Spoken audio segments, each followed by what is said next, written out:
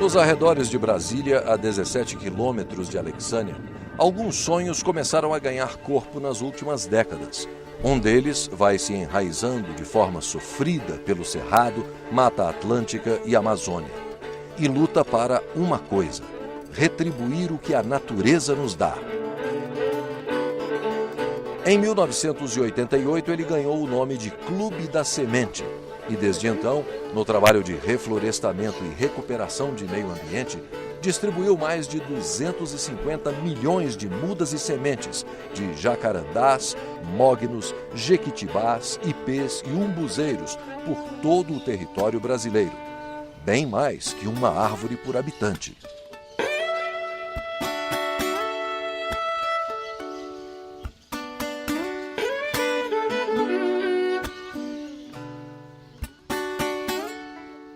Junto com Roberto de Bem, técnico da Embrapa, Antônio Fernandes pensou, fundou e viu fecundar o Clube da Semente.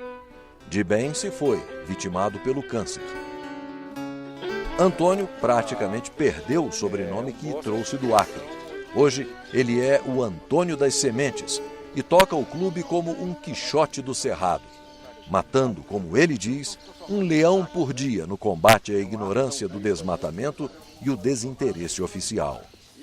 Chegando a Brasília, aquilo, tem muita coisa para fazer aqui, e as coisas foram acontecendo, e eu fui parando por Brasília. Eu tinha uma empresa de serigrafia que fazia cartazes de arte, cartazes de cinema, E ali conheci, nessas situações, conheci o Debem, que foi o grande parceiro nessa nossa história do Clube da Semente. Era Assis Roberto Debem, conhecido como Roberto Debem. E ficou maravilhado com aquilo, que ele era meio entusiasmado com a vida. A ideia dele disse, Antônio, nós temos que procurar uma sede para a organização. Como é que nós vamos resolver isso? Eu imagino um lugar destruído, um lixão, sabe? Porque você poderia recuperar uma área e mostrar que era possível fazer. Esse aqui é um exemplo. Aqui é um exemplo que ele passando, ele sempre saía a cavalo de Brasília, vinha dar umas cavalgadas no entorno. E passou, numa das viagens deles, cavalgando, ele passou por aqui, só encontramos um lugar para sede. Era o lixão da comunidade, esse entorno aqui, tinha tudo, vidro de mal morto, carcaça, tudo que você imagina, Tudo era... Aí a história toda começou, Aí começou o trabalho no entorno, de organizar grupo de coleta no entorno, depois partindo para outros estados. Então hoje a gente abrange todos os ecossistemas. E o clube nasceu como um sonho quase inatingível. Pretendia salvar as espécies que desaparecem em meio a queimadas, derrubadas, inundações e multiplicar seus descendentes na coleta e na distribuição de mudas e sementes por todo o território nacional. Começou formando grupos de coletores. Hoje opera dentro dos seus limites em todos os ecossistemas: amazônico, cerrado, caatinga, mata atlântica. Nas áreas onde nós trabalhamos, quando nós mostramos para aquela árvore, olha, tem aquela árvore de interesse ali. Olha, essa árvore ela pode te dar tanto todo ano, ou um ano sim, um ano não. Ela pode chegar a R$150, uma única árvore, só produzindo semente, não estou falando dos outros produtos, só a semente mesmo. Quando ele venderia aquela árvore ali por R$50 para o madeireiro, e acabou toda uma história, economicamente, ambiental, e todo o ecossistema que vivia em torno daquela árvore ali, insetos, beija-flor, então o mundo todo se acaba. Hoje nós temos 10.483 pessoas trabalhando em todo o país em torno desse produto, que são proprietários de áreas, e ou quando ele não vende, ele cede para os moradores ao redor tirar a semente. Dependendo da espécie, nós tiramos até 50% de semente daquela árvore. Em outras épocas, de outras espécies, 10%. Então varia de 10% a 50% que a gente tira de semente de uma árvore, porque tem pássaro, tem animais que se alimentam daquele produto. Tem uns que vendem, coletam e vendem a semente para o clube. Outros cedem a área, ele não precisa, são pessoas que são simpatizantes do clube, são amigos. Então nós criamos um grupo de coletadores no entorno daquela propriedade ali. Às vezes até das cidades que estão pequenas ali. Vocês recebem alguma ajuda? Tem parceria com a Embrapa, mas não envolve questão econômica, são só troca de serviço e informações, né?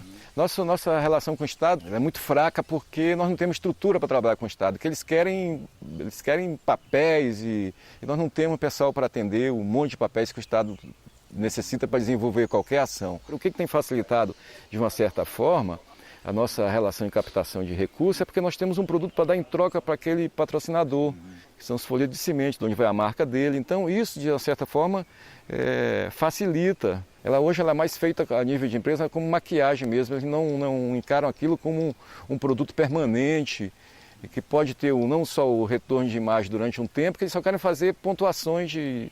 né? Em determinados momentos... Em determinado momento faz aquilo, né? Tudo muito bonitinho. No dia seguinte, né? Tá tudo esquecido, né?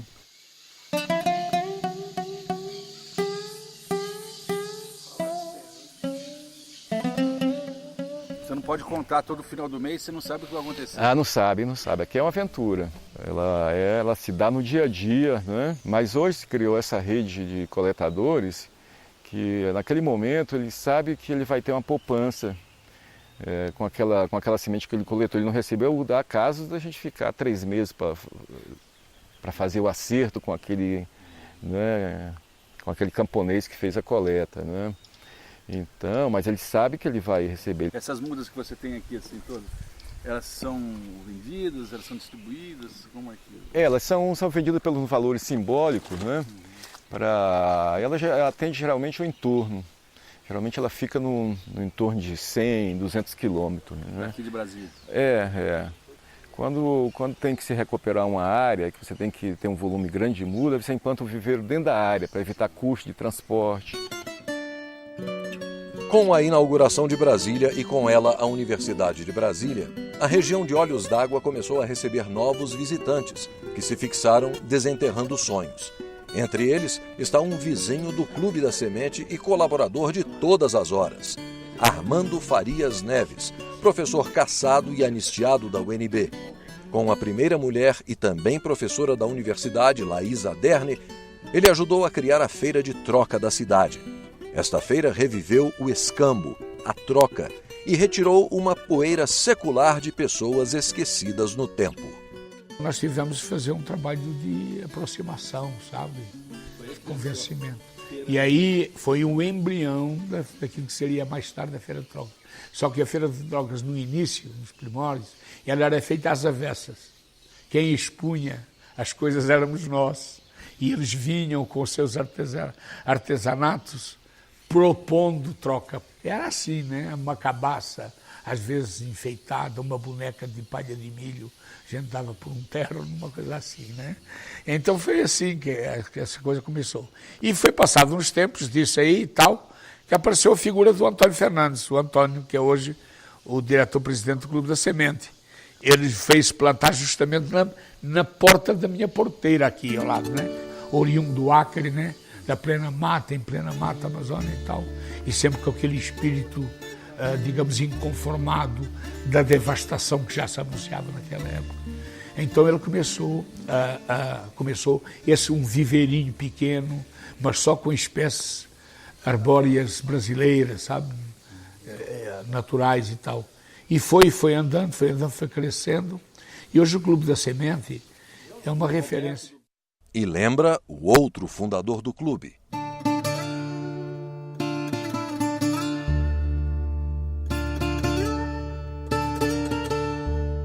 O Roberto também era uma alma fantástica. Uma figura ímpar, né?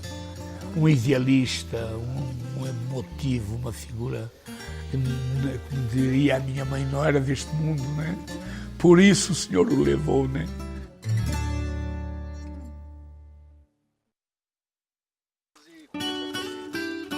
Caminhando pelos seus viveiros, Antônio tem histórias a cada passo.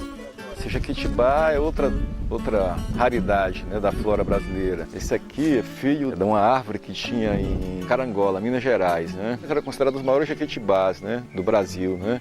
Ele primeiro foi colocado um fogo no tronco dele, né, e tempos depois ele caiu. Então nós na época nós estávamos passando ali por um acaso em expedições de coleta e deparamos com ele, a gente já tinha ouvido a história dele já, né? E na nossa passagem já estava queimado, já tinha sido enfraquecido já, mas e era uma época de produção de semente, né? Que era outubro. E coletamos algumas sementes que tinham voado, né? Porque era uma árvore tão alta que a gente não tinha condições de fazer coleta, né? Esse daqui é um dos filhos. Ela gerou, se eu não me engano, 618 descendentes dela. A maior árvore do Brasil morreu hoje em Carangola, Minas Gerais.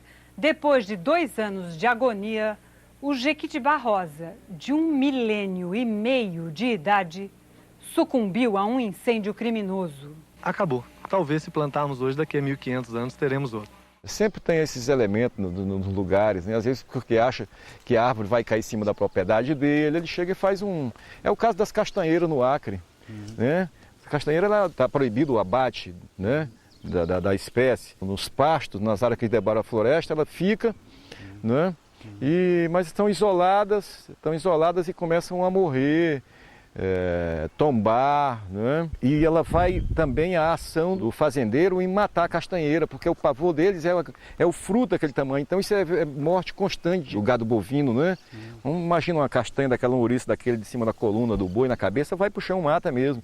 Então o que eles fazem? Eles vão tocando fogo, vão enfraquecendo ela, matando ela devagarinho, né, a castanheira. Isso é comum, isso é um fato, né, corrente na região, né? Um crime absurdo, né?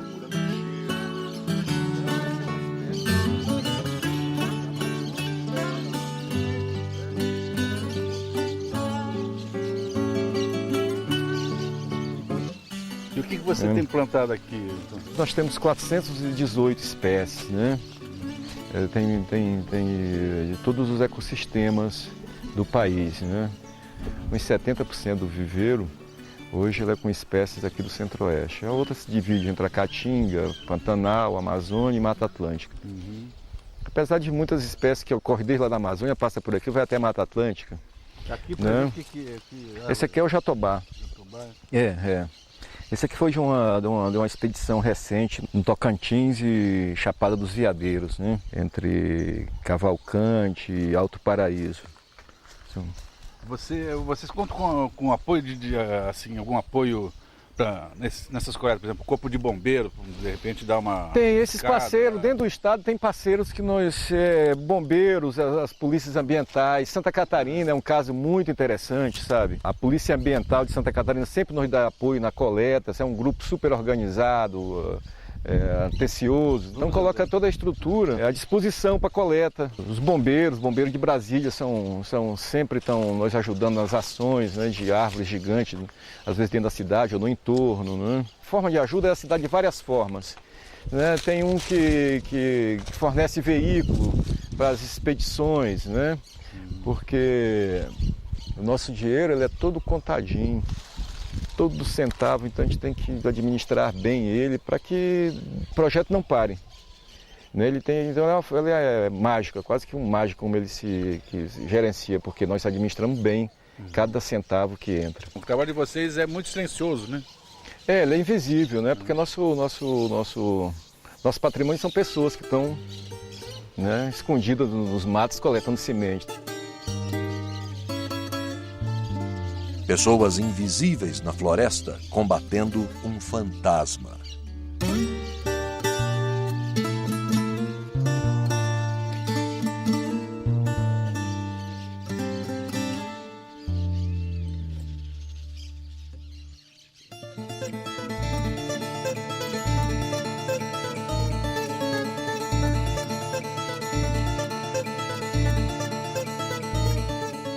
Hoje a questão florestal, isso não existe no país. A única coisa que tem organizada no país em questão florestal é eucalipto, pepinos. Quem quer já sabe onde tem, quem produz já sabe para quem vender e tem incentivo governamental. Que isso é uma contradição, né? Não tem tamanho um absurdo desse, né? Tem muita gente querendo plantar árvores nativas na sua propriedade, para abate futuro, mas é um desencontro entre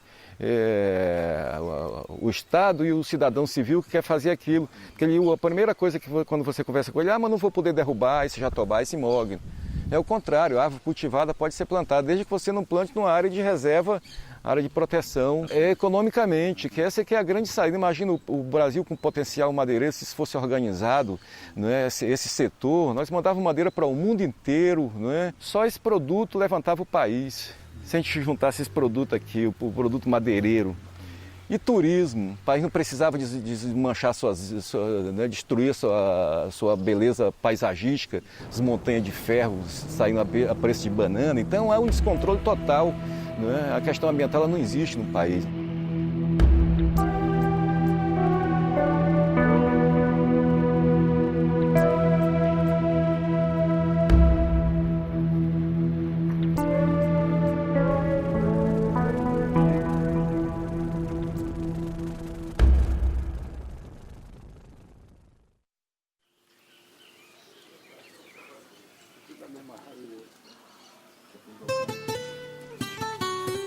Uma parte visível do trabalho, ainda silencioso, está nas casas da própria vila. Ali se preparam sementes que seguirão pelos correios. Toda a vida eu sou uma pessoa que fui nascido e criado na roça e sempre gostei de trabalhar. O tempo que eu não tinha serviço aqui, eu saía, eu ficava andando por aí à toa, aí, para essas ruas aí, bebendo cachaça, que antigamente eu bebia cachaça. Às vezes via só para fazer confusão dentro de casa. Aí depois o Antônio trouxe esse serviço para mim. Eu achei bom, porque a gente fica dentro de casa aí, tranquilo, e está trabalhando, né? Época de coleta, aumenta o volume de pessoas beneficiando, né? Mas um básico aqui que a gente tem aqui dentro da comunidade são 32 pessoas a média quando está baixo trabalhando, né? Tanto no viveiro, no beneficiamento da semente, grampeando, mas tem momento que a gente tem 340 pessoas trabalhando e essas pessoas trabalham dentro das suas casas, o material é levado até elas, né, para que então ela envolve todo o núcleo familiar. Nesta Fazenda Amiga, um resumo do seu ideal. As pessoas que abraçam a causa, as que ganham seu sustento, os infortúnios, o replantio e o prazer da recuperação.